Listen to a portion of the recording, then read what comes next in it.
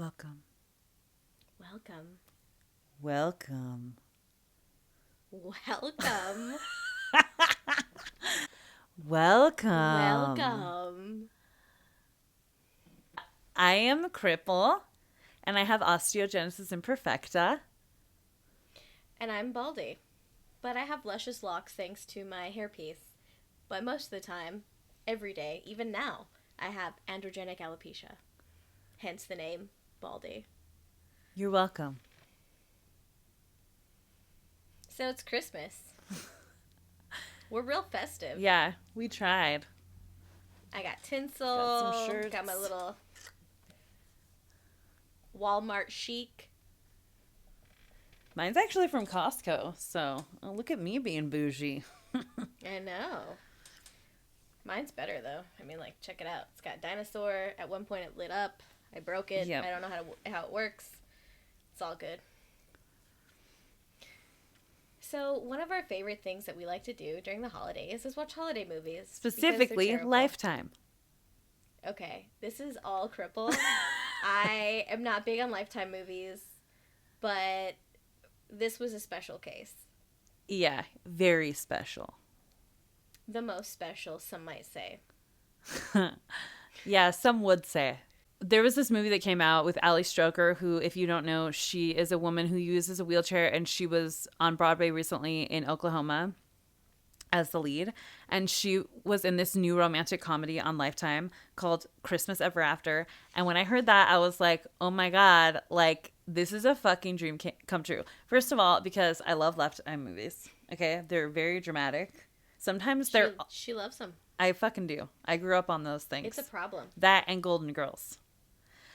But so I was very excited because it's a romance movie about a woman in a wheelchair with an able-bodied man. And that's like just so shocking, like, to me and like my whole childhood, because I was like, this is never going to happen.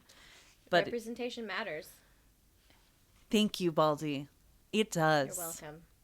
We're here to educate, okay? You're welcome, you guys. We're here to represent. Yeah. We're here to rep so hard. Hard. We have to bleep that out now with all the censoring on YouTube. So anyways, this movie is called Christmas Ever After.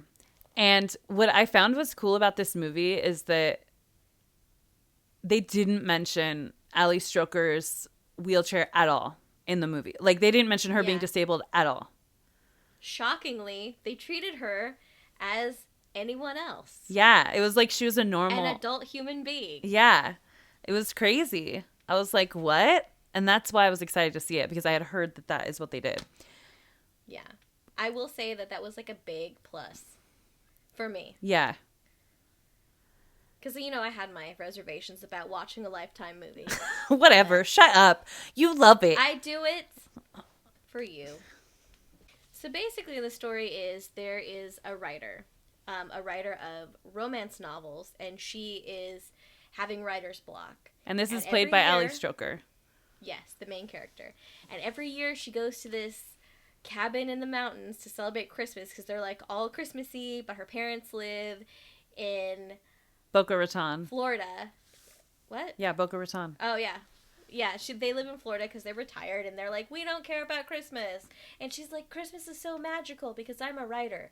And her publisher is like, look, I keep giving you extensions. Like, you know, what do you want me to do? And she's like, you know what?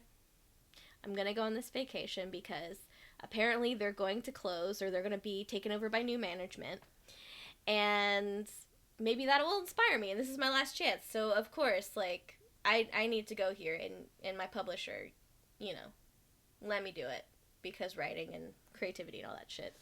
Spoiler alert, she goes there, and she stops to get a hot chocolate at her favorite place. Ooh. And she almost runs over this dude, and she's like, oh my God, this dude looks just like the cover of my romance novels. Like spitting image. Spitting image.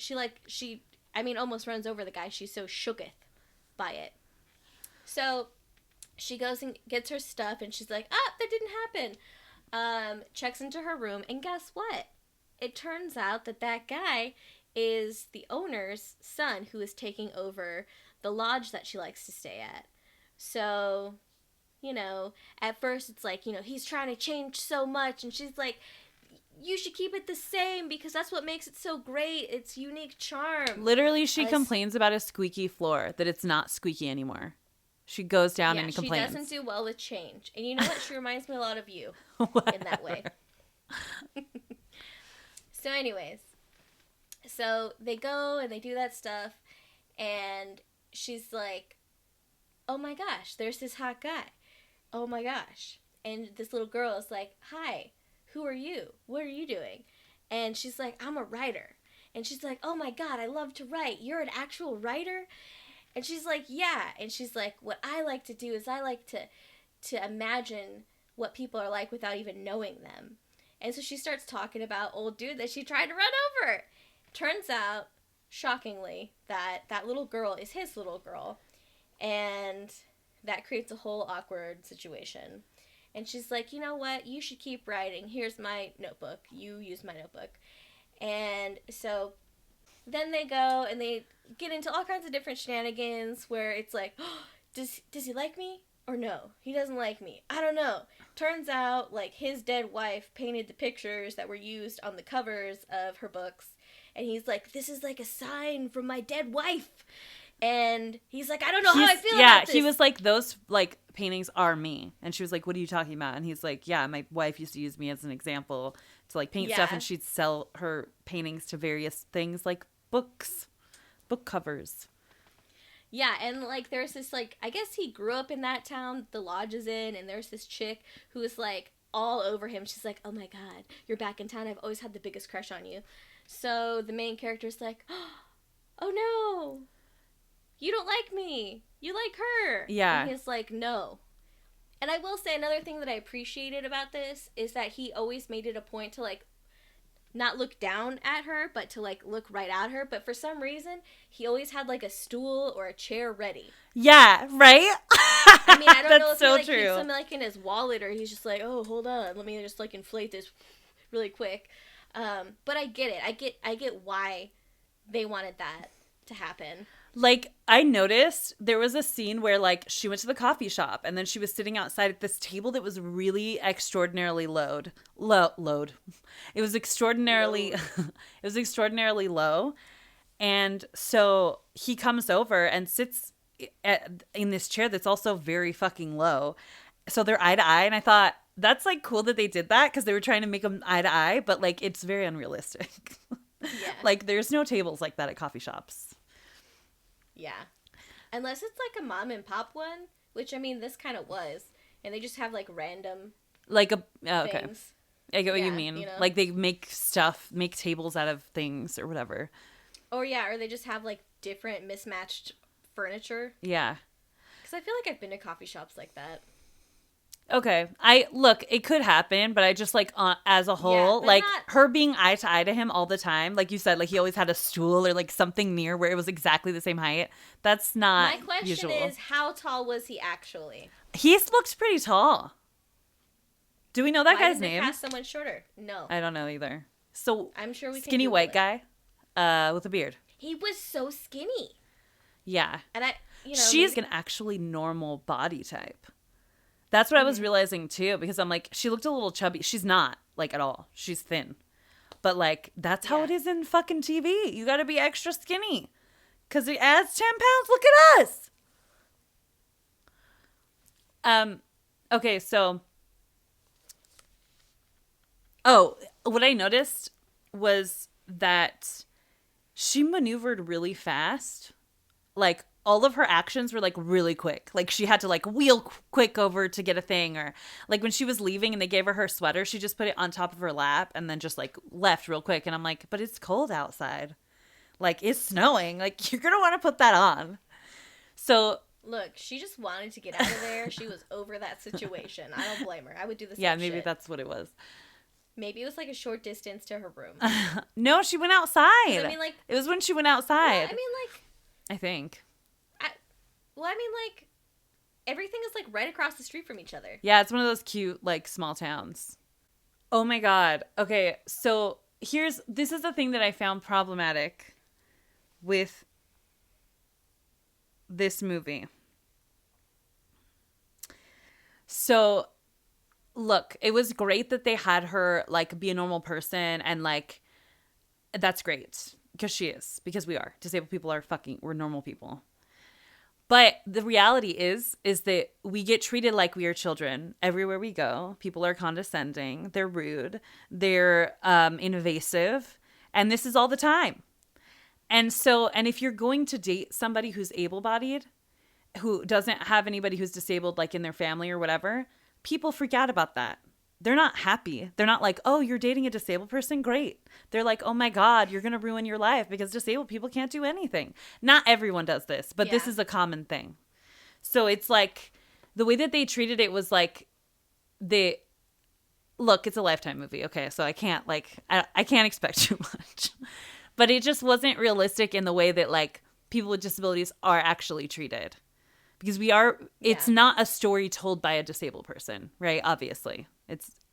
I mean, like, she was like, I'm going to go for a push. It's such a nice night out. Who says that? I don't know. I've never met a wheelchair user that's like, I'm going to go for a push. Case in point, cripple.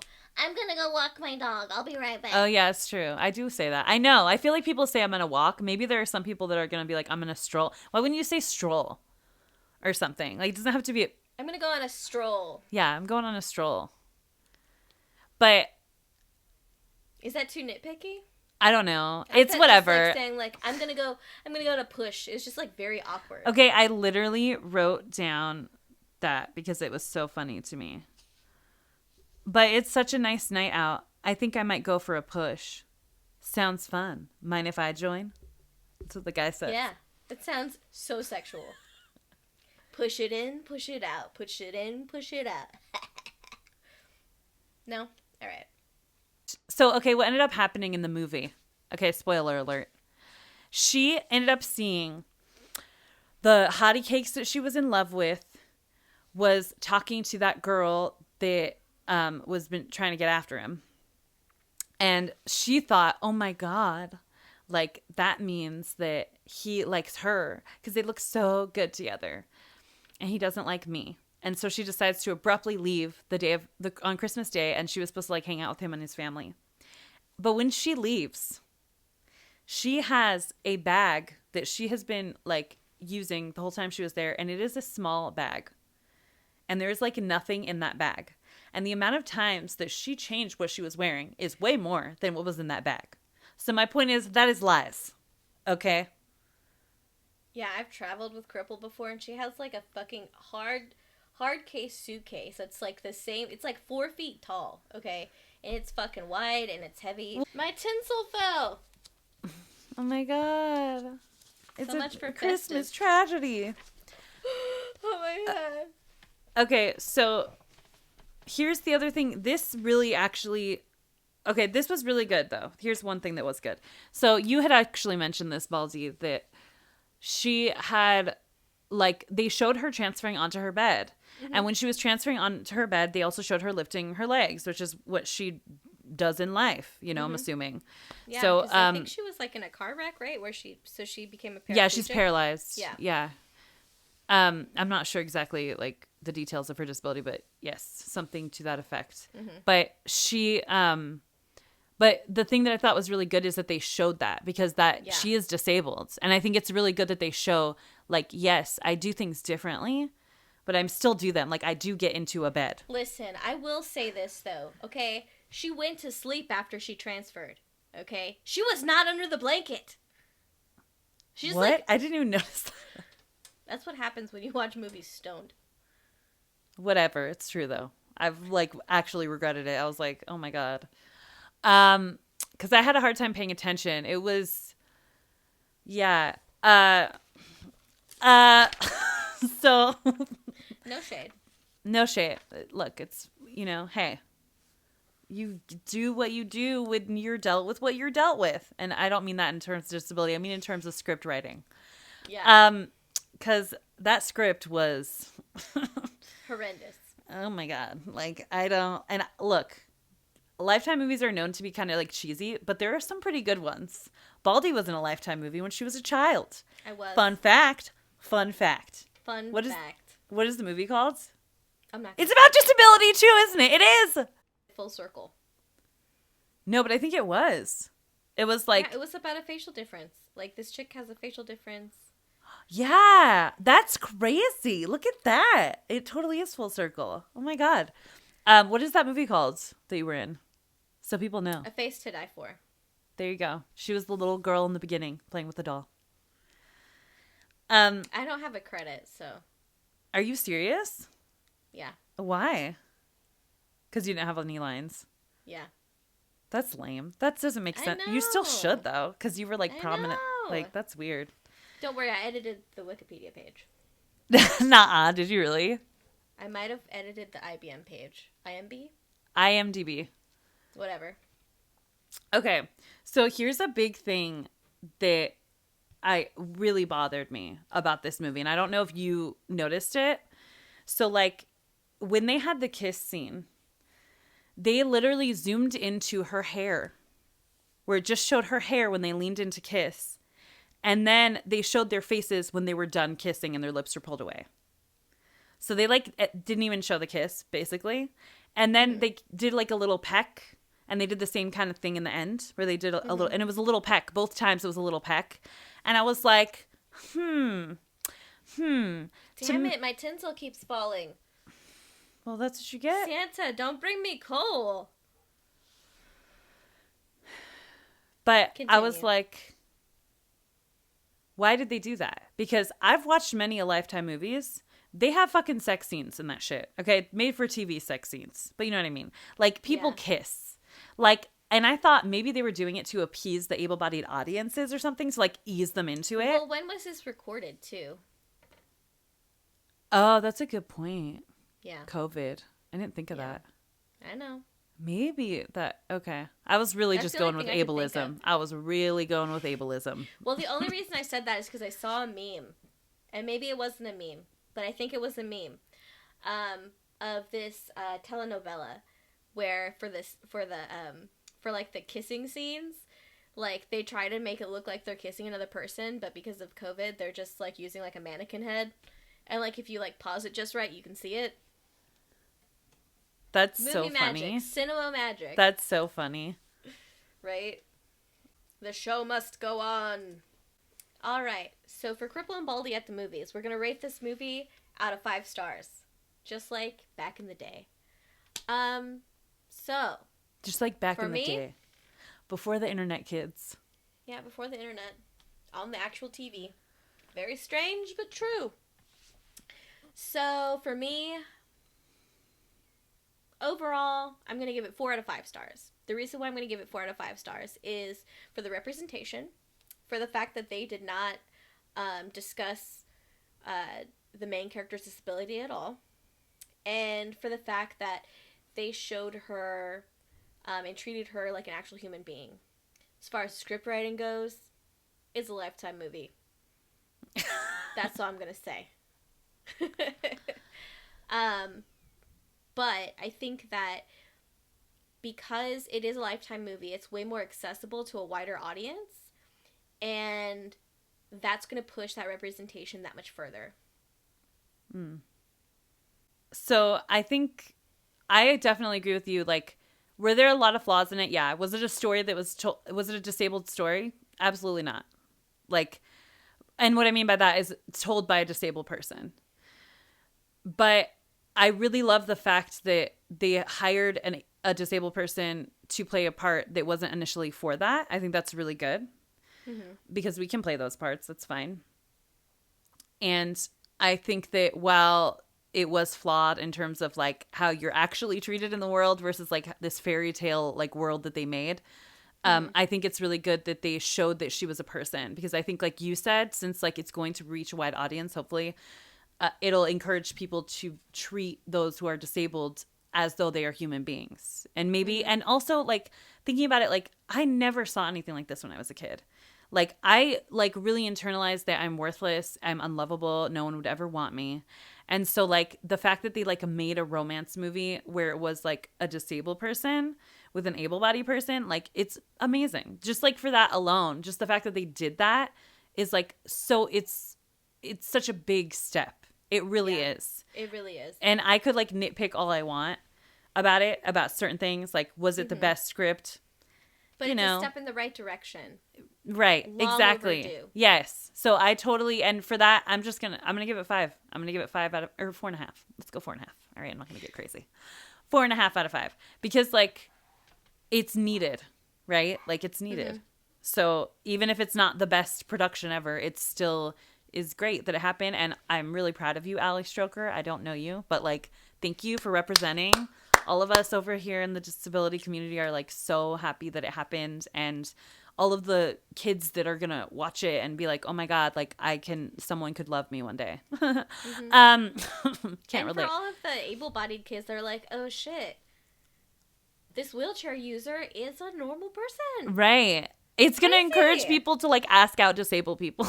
Like, honestly, sure. I think that's what that film's gonna do. So that's good. Like, we're just human beings. It's not that difficult.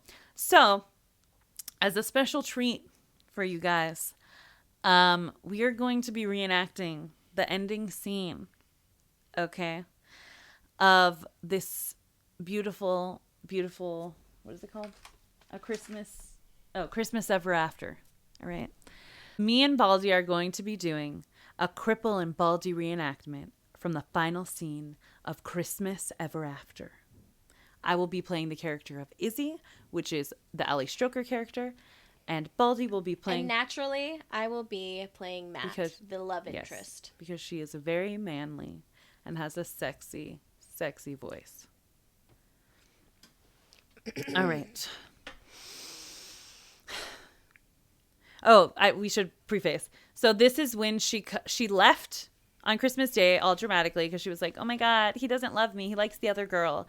And didn't say anything to her. And so she didn't say anything to him. And so he was all like, oh my God, like, where'd she go? Like, my heart's broken, right? So she comes back after talking to her best friend. She drives back over to the hotel and she's all like, I need to talk to him. So this is the scene where she's in the hotel being all like, hey, I want to talk to you. Okay. So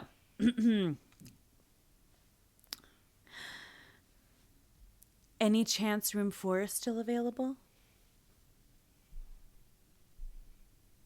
Hey. Hi. I don't understand what happened. I texted you like 1,000,000 times. I needed a second. Why are you back? Because I'm here to take my shot. I spoke to my dad. I am so confused. Did you leave because of what I said last night? I saw you and Jennifer. After the Lights Festival. And you two looked perfect together. I mean, clearly she has feelings for you. Why wouldn't she? You're amazing. So, you had said all those things about not knowing how you felt. And when I saw you two together... Izzy, stop. No, I don't have feelings for Jennifer. I have feelings for you. I wish you would have said something. I wish you would have asked me something, but instead you left. I don't know if I can do this. I'm sorry. Matt. Wait. Okay. I've built my career on writing a fairy tale romance, but my biggest mistake wasn't making Desmond too perfect. It was that I was trying to find someone like him. Instead of finding someone who is perfect for me. Matt, I know that being open to real love means being open to all of it. Even the hard parts. Izzy, I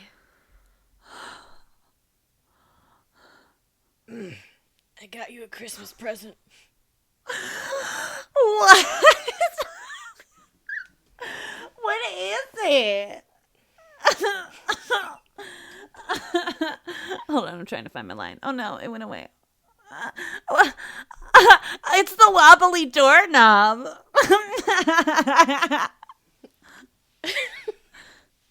Well, you taught me how to be sentimental. A squeaky floor wouldn't fit in the box, so...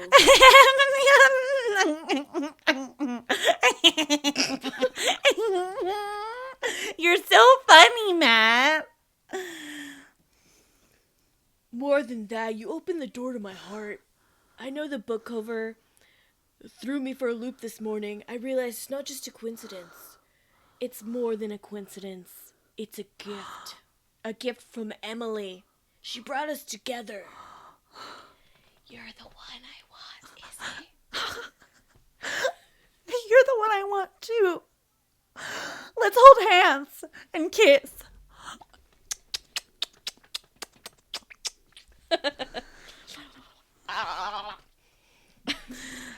I think that's the first time we've actually agreed on something. This is how my book should end.